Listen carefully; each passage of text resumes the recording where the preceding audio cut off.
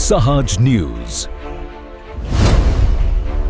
Seal ખાતે સેવા સેતુ કાર્યક્રમમાં કેન્દ્રીય મંત્રી મનસુખ માંડવિયા હાજર.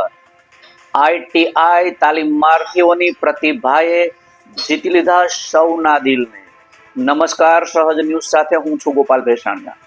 સેવા સેતુ ગ્રામ પંચાયત સીલ તથા વહીવટી તંત્રના સંયુક્ત આયોજન હેઠળ આઈટીઆઈ માંગરોળ ખાતે સેવા સેતુ કાર્યક્રમનું ભવ્ય આયોજન કરવામાં આવ્યું હતું.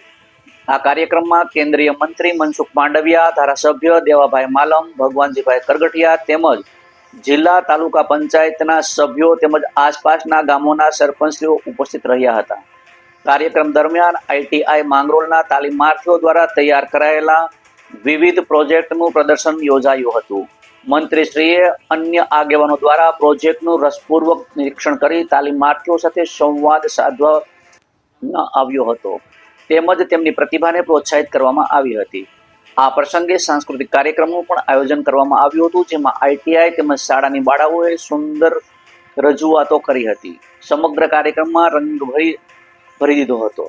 વિશેષ રૂપે આઈટીઆઈ માંગરોળ સીલના આચાર્ય જીતેન્દ્ર ધોળકિયાએ રાષ્ટ્રીય કક્ષાને પ્રાપ્ત થયેલા સન્માન તેમજ ગુજરાત સરકાર તરફથી ચેન્જ મેકર પ્રિન્સિપલ એવોર્ડ બદલ કેન્દ્રીય મંત્રી મનસુખભાઈ માંડવિયા દ્વારા સન્માનિત કરવામાં આવ્યા હતા. આચાર્યશ્રીના દ્વારા સંસ્થામાં ભવિષ્યલક્ષી કૌશલ્ય વિકાસ, લર્નર સેન્ટ્રિક અભિગમ અને સંસ્થાના સર્વાંગીક વિકાસ માટે કરાયેલા પ્રયત્નોને ઉપસ્થિત આગેવાનો દ્વારા બિરદાવવામાં આવ્યા હતા.